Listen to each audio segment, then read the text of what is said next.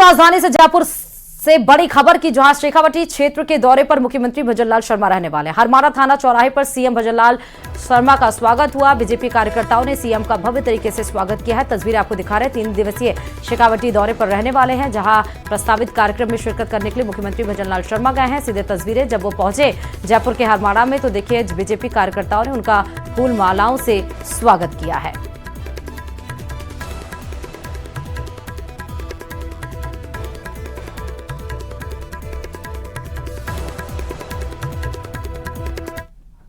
Cyber ठग लोगों से ठगी के अलग अलग रास्ते निकालते हैं। इसी कड़ी में भरतपुर से हैरान करने वाला मामला सामने आया, जहां साइबर ठग लोगों को नौकरी का झांसा देकर बुलाते हैं, फिर जबरन उनका खाता खुलवाते हैं और फिर उन खातों में ठगी के जरिए कमाए जाने वाले पैसों को ट्रांसफर करवाते थे। पुलिस के हाथे जब सब कुछ चढ़ गया, लोग आ गए, तो इस पूरे मामले का खुलासा हुआ। देखिए रिपोर्ट।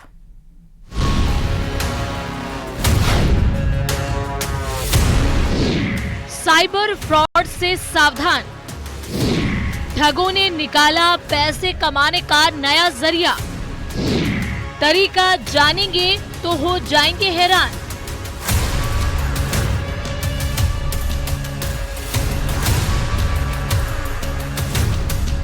साइबर ठगों की शातिराना चाल को जब तक हम समझ पाते हैं, वो तब तक ठगी का नया तरीका आजमाना शुरू कर देते हैं और फिर एक के बाद एक हम उनका शिकार बनते जाते हैं। ऐसे में हम आपको सावधान करने के इरादे से इस रिपोर्ट को दिखाने जा रहे हैं। तो सबसे पहले हम जो बताने जा रहे हैं उसे ध्यान से सुनो। नौकरी के लिए कॉल आए तो अलर्ट हो जाएं। बस यही है साइबर ठगों का नया तरीका। हैरान रह गए ना आप? तो चलिए पूरा माजरा तफसील से समझाते हैं और आप भी ध्यान से सुनिए। कहीं ऐसा न हो कि अगला टारगेट साइबर ठग नौकरी के बहाने आपको ही बना ले। दरअसल डीग जिले की पहाड़ी पुलिस ने नौकरी का झांसा देकर लोगों को ठगी करने वाले 3 आरोपियों को गिरफ्तार किया है। गफ्फार, जैद और राहुल से पुलिस लगातार पूछताछ कर रही है। अब तक की जांच में सामने आया है कि ये गैंग हरियाणा के फिरोजपुर झिरका से ऑपरेट हो रहा था। साइबर ठगों द्वारा लोगों को ठगी के जाल में फंसाने के लिए अलग अलग तरह के जो प्रयास है वो किए जाते हैं, लेकिन एक ऐसा मामला सामने आया है जो कि हैरान कर देने वाला मामला है। एक जो रैकेट है वो लोगों को नौकरी के नाम पर बुलाता है, उनको लालच नौकरी का दिया जाता है, लेकिन जब वो आते हैं तो उनको बंधक बना लिया जाता है और उनके जो कागजात हैं उनके जरिए बैंक में अकाउंट खुलवाया जाता है।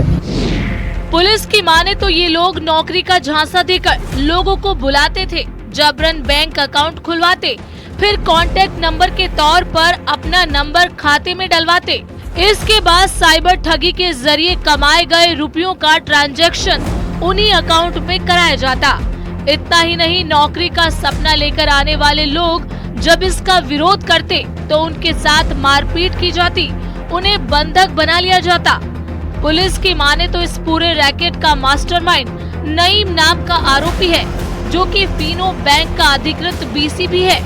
आरोप है कि नईम के जरिए ही अकाउंट खोलने का पूरा प्रोसेस होता था और फिर साइबर ठगी की राशि को खोले गए नए अकाउंट में ट्रांसफर कराया जाता था। तो जब हमने कार्रवाई की तो हमें 4-5 लड़के ऐसे वहां पे मिले जो कि डरे सहमे हुए थे। उनसे हमने पूछताछ की तो उन्होंने पूरी कहानी बताई, तो उनको मुक्त भी किया गया, उनके बयान लिए गए और उनके बयानों के आधार पर पुलिस की तरफ से मुकदमा दर्ज किया गया, जिसमें 3 लोगों की गिरफ्तारी अभी तक हुई है और शेष कुछ और मुलजिम हैं जिनको गिरफ्तार किया जाएगा। साइबर ठगी का खुलासा उस वक्त हुआ जब आईजी राहुल प्रकाश के निर्देशन में जंगलों में सर्च ऑपरेशन के दौरान बल्लभगढ़ और फरीदाबाद के रहने वाले कुछ लोगों को रोककर पूछताछ की गई। इस दौरान पीड़ितों ने पूरे मामले से पर्दा हटा दिया। पीड़ितों ने कहा कि नौकरी का झांसा देकर उन्हें बुलाया गया, जबरन उनके दस्तावेज लेकर अकाउंट खुलवाए गए। नौकरी का पैसा अकाउंट में आने की बात कही गई, लेकिन अकाउंट में आरोपियों ने अपने नंबर डाले और साइबर ठगी की रकम का ट्रांजैक्शन किया। पुलिस भी मान रही है कि ये ठगी करने का अलग और खतरनाक मामला है। अभी तक का जो मास्टरमाइंड सामने आया है वो नईम नाम का व्यक्ति है, जो कि फिरोजपुर झिरका का रहने वाला है। फिनो बैंक का उसने बीसी ले रखा है, बैंकिंग करस्पॉन्डेंट बना हुआ है और साथ में उसके पास उनके अकाउंट ऑनलाइन अकाउंट खोलने का भी अधिकार है। वो मूल रूप से इसका जो है मास्टरमाइंड है और इसका जो मुख्य सहयोगी था वो राहुल नाम का व्यक्ति है, वो भी वहीं का रहने वाला है और इन लोगों ने मिलकर इस रैकेट को चला रखा था और जो ये अकाउंट फर्जी अकाउंट खुलवाते हैं उनको फिर ठगों को महंगे दामों पे बेचने का काम करते हैं। बहरहाल 3 आरोपी गिरफ्तार हो चुके हैं, जबकि मास्टरमाइंड नईम अभी फरार चल रहा है, जिसकी गिरफ्तारी के बाद ही आगे का खुलासा हो पाएगा कि आखिर इस गैंग ने अब तक कितने अकाउंट ओपन कराए जिनमें लगातार ठगी की राशि का ट्रांजैक्शन हो रहा है। अब पहाड़ी थाना पुलिस ने इस पूरे मामले में कार्रवाई की है, 3 लोगों को गिरफ्तार किया है जिनसे लगातार पूछताछ की जा रही है और जो मुख्य आरोपी है सरगना नईम, उसकी तलाश लगातार पुलिस कर रही है और ये जो पूरा मामला है वो रेंज आईजी राहुल प्रकाश के निर्देशन में इस पूरी कार्रवाई को अंजाम दिया गया है। लेकिन उनका ये कहना है कि इस तरह का जो पहला मामला है वो सामने आया और बड़ा हैरान कर देने वाला मामला है कि इस तरह से भी ठगों के द्वारा लोगों को बंधक बनाकर जबरदस्ती से उनके जो अकाउंट है वो खुलवाए जाते हैं और फिर उसमें ठगी की जो राशि है उसका ट्रांजैक्शन किया जाता। लेकिन पुलिस अब पूरे मामले में कार्रवाई कर रही है। कैमरा पर्सन मनोज के साथ दीपक पुरी, न्यूज 18 भरतपुर। चलिए बात अजमेर से बड़ी खबर की करते हैं, जहां हिंदूवादी संगठनों का विरोध प्रदर्शन देखने को मिला है। पश्चिम बंगाल में हिंदुओं पर हो रहे अत्याचार का विरोध हिंदू संगठन के द्वारा किया जा रहा है। विश्व हिंदू परिषद आरएसएस ने विरोध जताया है। पश्चिम बंगाल में राष्ट्रपति शासन लगाने की यहां पर मांग की जा रही है। ममता सरकार पर भेदभाव का भी आरोप हिंदू संगठन के द्वारा लगाया जा रहा है। केंद्र सरकार से हिंदू समाज की रक्षा करने की मांग यहां पर की जा रही है। तो देखिए, विश्व हिंदू परिषद आरएसएस के कार्यकर्ता सामने खड़े हैं जिन्होंने विरोध जताया है। जो पश्चिम बंगाल के मुर्शिदाबाद में हिंदुओं के ऊपर अत्याचार हो रहा है और भेदभाव का आरोप ममता सरकार के ऊपर लगाया गया है। राष्ट्रपति शासन वहां पर लागू कराने की बात की जा रही है।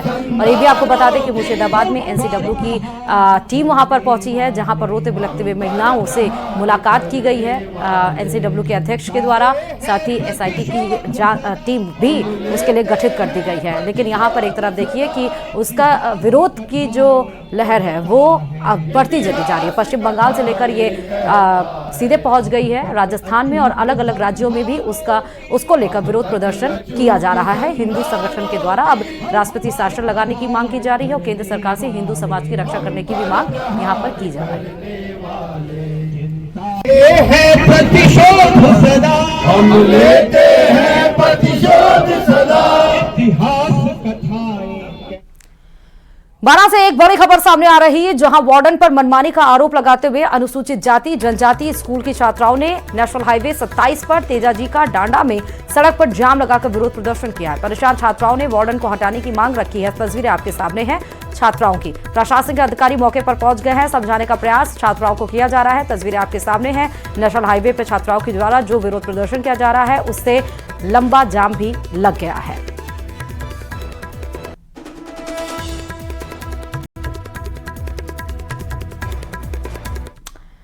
झालावाड़ से बड़ी खबर आप सामने आ रही है। अकलेरा ब्लॉक के सरडा उप स्वास्थ्य केंद्र पर कार्य बहिष्कार किया गया है। स्वास्थ्य कर्मियों ने कार्य बहिष्कार का विरोध प्रदर्शन किया। स्वास्थ्य कर्मियों पर कुछ लोगों ने लाठी पत्थर से हमला किया था, जिसको लेकर विरोध प्रदर्शन किया जा रहा है। मामले को लेकर स्वास्थ्य कर्मियों ने विरोध जताया है। उप स्वास्थ्य केंद्रों की ट्यूबवेल से पानी लेने को लेकर यह विवाद हुआ था। सूचना पर सरडा चौकी पुलिस मौके पर पहुंची है। स्वास्थ्य कर्मी मामले में दे रहे पुलिस को रिपोर्ट।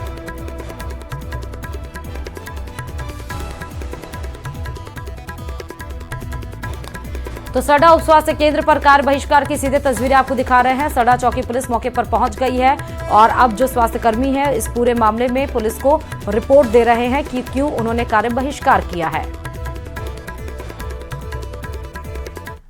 और करौली में जिला मुख्यालय के पास नेशनल हाईवे 23 पर हाथीघटा क्षेत्र में राइजिंग पाइपलाइन टूटने से हजारों लीटर पानी व्यर्थ बह रहा है, जिसकी शिकायत स्थानीय लोगों ने जिम्मेदार विभाग से कई बार की है, लेकिन कोई कार्रवाई नहीं की गई। स्थानीय लोगों ने बताया कि कई दिनों से यह पाइपलाइन में लीकेज था। आज इसने बड़ा रूप ले लिया, जिससे लगातार पानी बह रहा है। बता दें कि यह पाइपलाइन राजकीय पीजी कॉलेज के पीछे स्थित ओवरहेड टंकी तक पानी पहुंचाने के लिए डाली गई है, जिससे अब पानी व्यर्थ बह रहा है। सीधे तस्वीरें हम आपको दिखा रहे हैं। व्यर्थ पानी किस तरह से बह रहा है, किस तरह से हजारों लीटर पानी यहां पर बर्बाद हो रहा है। हम रोज सुबह ही कॉलेज प्रातः भ्रमण को आते हैं। आज जब मैं आ रहा था तो मैंने देखा कि राइजिंग पाइपलाइन जो कि टंकी को सप्लाई करती है गुलाब बाग वाली को, वो MRF शोरूम के पास टूटी हुई थी, जिसमें से फव्वारे के रूप में पानी निकल रहा था। हजारों गैलन पानी बह रहा था। मैंने 1-2 जगह फ़ोन भी किए, टंकी के पंप हाउस वालों को, पर किसी ने कोई संतोषप्रद जवाब नहीं दिया। मैं जब आया, जब उस टाइम करीब 5:30 बजे थे, तब से अब तक लगातार पानी बह रहा है। उदयपुर की उदय सागर झील के पास एक युवक की लाश मिली है। झील पर पार्क के पास लाश मिली तो इलाके में सनसनी फैल गई। मौके पर भारी संख्या में लोग मौजूद हो गए। लोगों ने शव की पहचान शंकर डांगी के रूप में की है। वहीं झील के मेन गेट पर बाइक मिलने से मृतक के परिजन हत्या की आशंका जता रहे हैं। फिलहाल सूचना मिलने पर प्रतापनगर पुलिस मौके पर पहुंची है, जांच शुरू कर दी।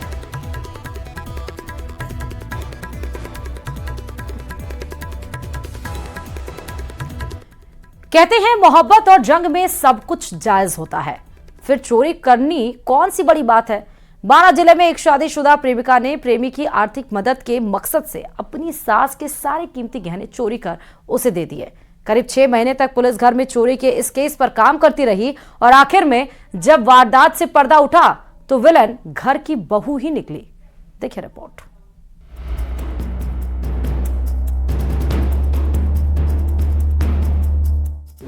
प्रेमी से प्यार, फिर चोरी से कैसा एतराज। शादीशुदा प्रेमिका को आई प्रेमी पर दया। जो नहीं करना था घर की बहू ने कर दिया। करीब 6 महीने तक घर की बहू वैशाली परिवार की आंख में धूल झोंकती रही, लेकिन दूसरी तरफ पुलिस की जांच साइलेंटली चलती रही। वो सबूत जुटाती रही। पुलिस को वारदात में घर के ही किसी शख्स के शामिल होने का शक पहले से ही था, क्योंकि जिस दिन चोरी हुई उस दिन घर में वैशाली और उसका पति ही मौजूद थे और वैशाली 7 महीने की गर्भवती थी।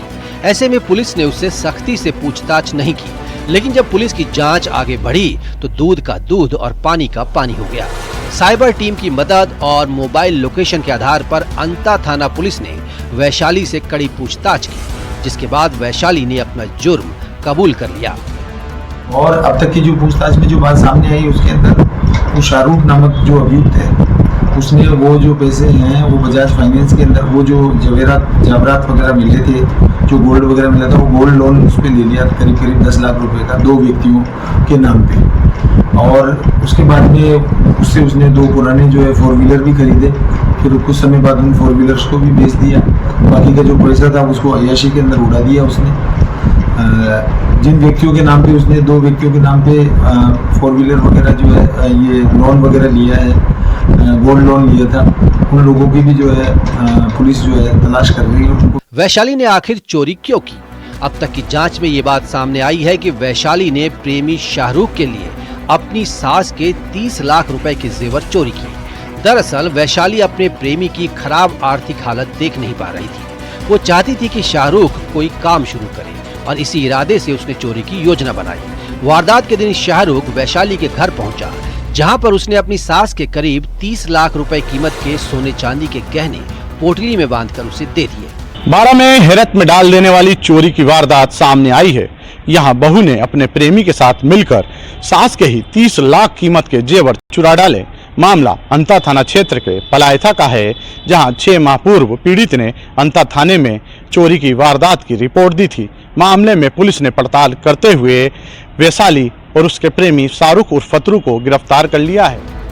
ये पूरा मामला 6 महीने पुराना है, जब नवीन लक्ष्यकार ने अंता थाने में चोरी की रिपोर्ट दर्ज कराई थी, जिसमें उसने अपनी मां के गहने चोरी होने की शिकायत की थी। शिकायत के मुताबिक उसके घर से उसकी मां के सोने का हार, सोने की 12 अंगूठियां, 1 बाजूबंद, 4 सोने की चूड़ियां, 2 सोने की चेन गायब थी।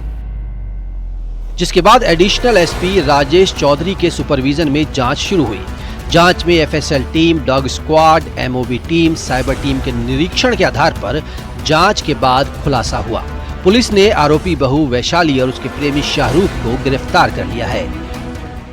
इन दोनों ही आरोपियों से पुलिस चोरी किए गए माल के बारे में पूछताछ कर रही है। वहीं इस मामले में फरार 2 अन्य आरोपियों की भी पुलिस तलाश में जुटी हुई है। विपिन तिवारी, न्यूज़ 18 राजस्थान, बारां। और देश की सबसे बड़ी इंजीनियरिंग प्रवेश परीक्षा जेईई मेन का परिणाम जारी हो गया है। परिणामों में कोटा फिर सिरमौर बना है। सर्वाधिक 100 एनटीए स्कोर के 7 स्टूडेंट्स राजस्थान से हैं। कोटा के स्टूडेंट ओम प्रकाश को ऑल इंडिया रैंक फर्स्ट मिली है।